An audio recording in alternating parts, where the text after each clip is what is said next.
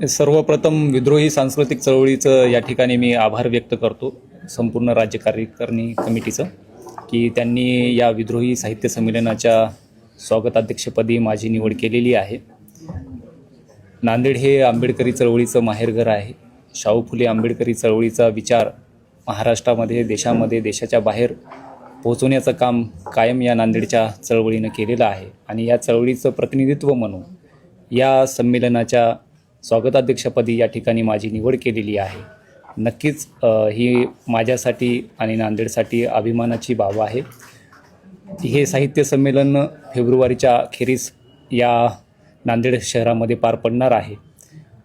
लवकरच आम्ही आपणास तारीख आणि ठिकाण कळवू। कार्यक्रमाचे अध्यक्ष उद्घाटकही आम्ही आपणास कळवू। आज रोजी फक्त निवड या ठिकाणी घोषित करण्यात आलेली आहे।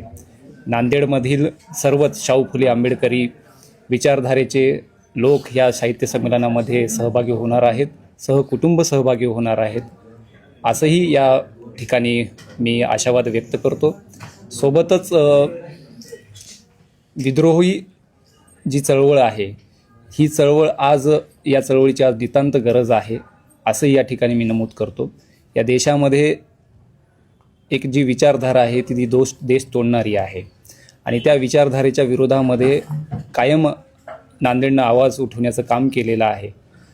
हे जे विद्रोही साहित्य आहे हे साहित्य आमच्या झोपडीमध्ये आहे, आमच्या घरामध्ये आहे, आमच्या चळवळीमध्ये आहे आणि नक्कीच ह्या विद्रोही साहित्य संमेलनातून नांदेडच्या ते आपणास दिसून येणार आहे।